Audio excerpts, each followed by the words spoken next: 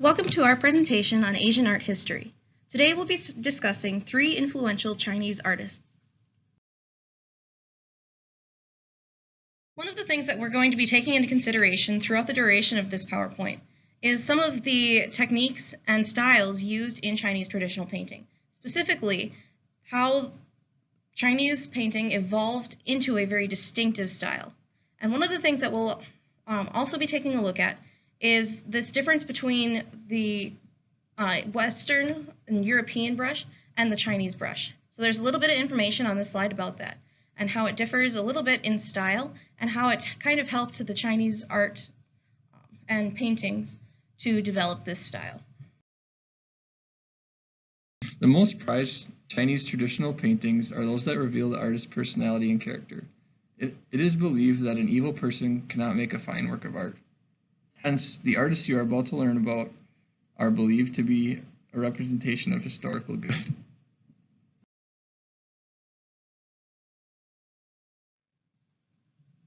Our first artist is Zhang Zheduan.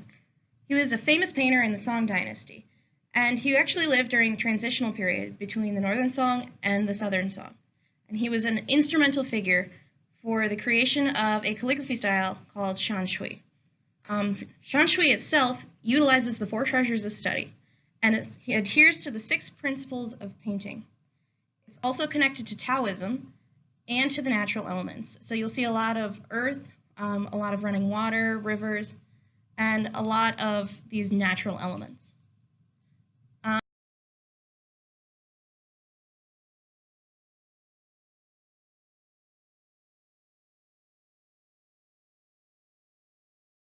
One of Zhang Zheduan's most famous paintings is Along the River during the Qingming Festival.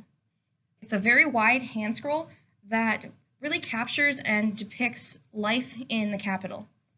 So some of the pictures that you see on the side are just a couple examples of what this hand scroll includes.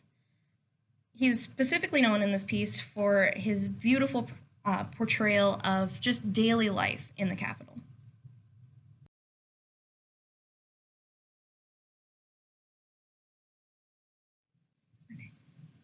So after the northern capital fell, Zheduan actually moved to the southern Song, and in an effort to make sure that the southern emperor would not forget Bianjing, the capital of the north, a recreation of Along the River during the Qingming Festival was made, although it was not well received by the emperor at the time. Qingming Festival is about mourning the dead, and you go visit your family members who are passed away, and you also have a lot of rituals such as making and eating zongzi, which is like the rice, a chunk of rice that's wrapped around by like bamboo leaves, sometimes other leaves as well as leaves, and you can put meat, sugar, and many other things in it. Normally, you will also have dragon boat race, which is many people on like one single long boat, and all those boats are gonna be on the same level at a river, and then they'll see which one is the fastest, and that's gonna be the winner, and the winner gets to celebrate. And in the ancient times, the emperor will actually go to the site and just watch the race.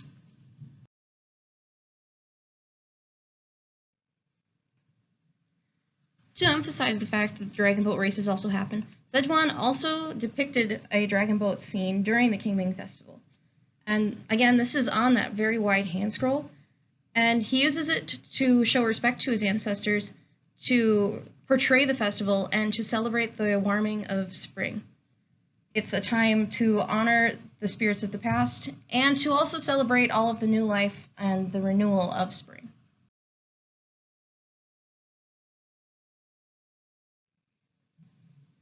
His paintings of the dragon boat race doesn't just represent the festival, it also has a lot of great values as for architecture back in Song Dynasty. So you can actually see what buildings actually looked like back in the days, and it's pretty cool.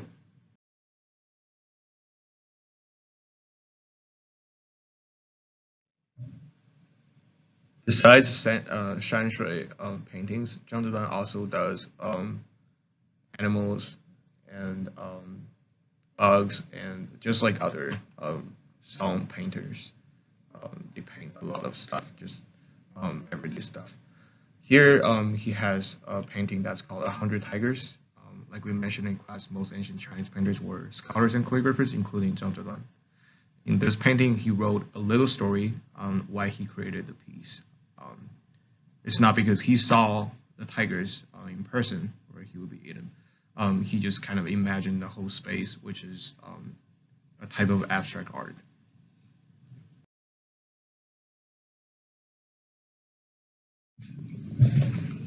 Qi Baishi was a Chinese painter noted for his whimsical and playful style of his watercolor works.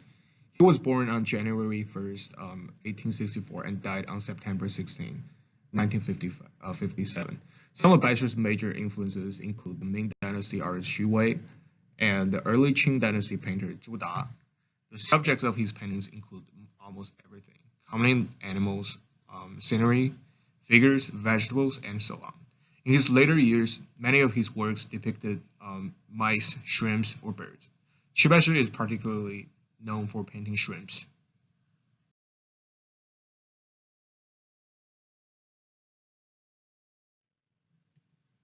One of Kibaishi's most recently famous pieces is the 12 landscape screens. They actually, in 2017, set a new record for the highest selling Chinese painting ever sold, auctioning at a grand total of $141 million. He's the first Chinese artist who has actually sold a piece for more than $100 million.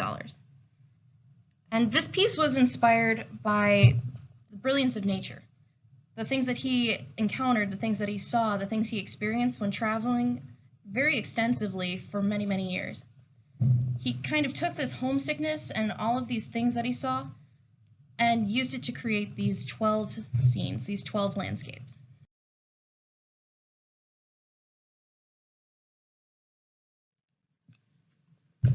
This is a self-portrait he did at the age of 93. His painting has a mixed style of Western aesthetics and traditional Chinese watercolor. It has like photorealism element included. It also has like Chinese elements such as the flowers right next to his face and his clothes that is like very Chinese. And also like the calligraphy on the left was his signature and date.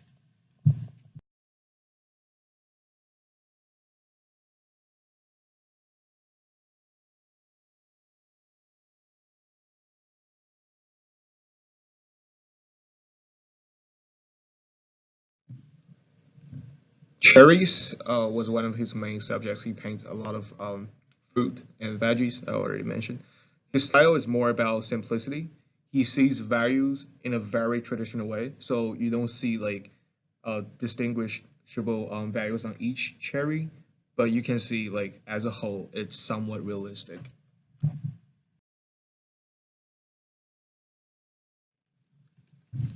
In his whole life, he painted a lot of crabs.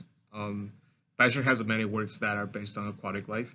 The way he painted shrimps and crabs has been considered very unique.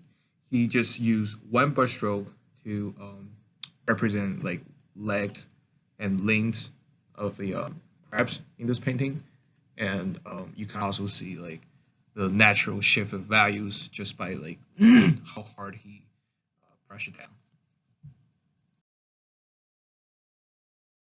By Shibashi shows more of the unique aquatic animals that he painted. In this work, he did crabs, shrimps, frogs, and even some chicks that aren't necessarily aquatic life, but natural beings.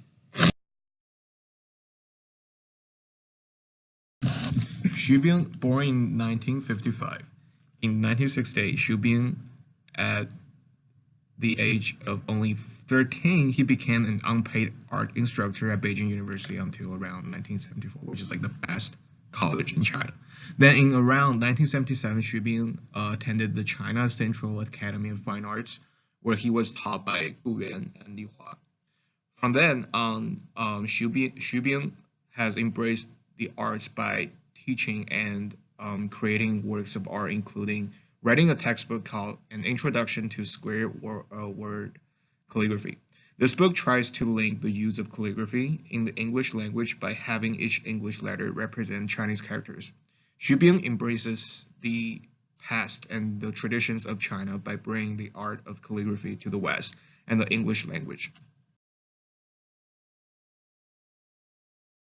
In this work by Xu Bian, he actually wrote a book about linking the Chinese calligraphy to the English language.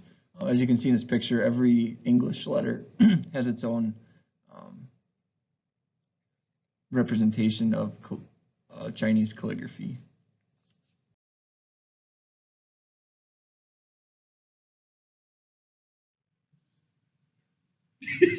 So the Suzhou landscripts are based on ink paintings from the 17th century.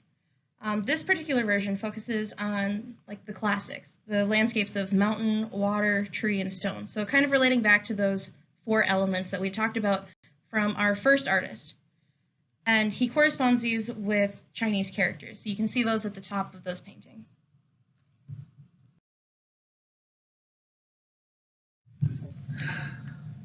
Tianshu, Book from the Sky. Xu Bian created 4,000 Chinese characters that nobody can understand and made them into books. This piece of work has a lot to do with materiality. He created a lot of scrolls, ancient Chinese books. It's not technically ancient, but he created like the same fashion that people used to do it. And he displayed them in art museums, and people can actually get really close to the work and and figure out if they can understand it. But the answer is no.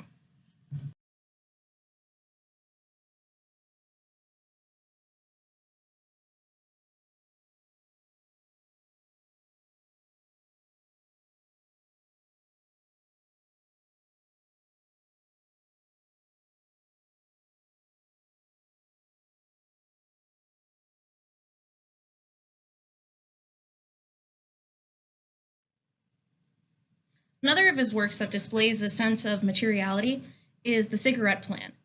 You can actually see in the image here that it looks a lot like a tiger pelt.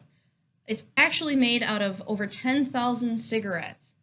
So again, it draws in this 3D element to make something that you can almost touch, feel, something that you recognize, but not necessarily made out of the same things that you would think it would be.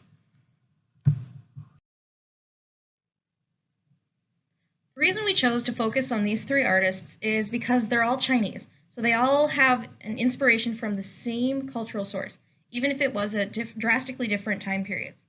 We wanted to use this to kind of compare and evaluate the evolution of art through China and to see what things are similar, what things are different. One of the things that you might have noticed is that all 3 of these artists use elements of the original 6 guidelines of painting. So they deal with a lot of very intricate brushwork. They deal a lot with naturalistic form and naturalistic color, or even the black and white, so the sense of resonating with the yin and the yang. And a lot of this is also dealing with copying elements from the past. Another thing you may have noticed while we were going through their pieces was that they all come in a very different variety of styles. Like we mentioned, some of them are very monochrome. Some of them have very, very bright colors.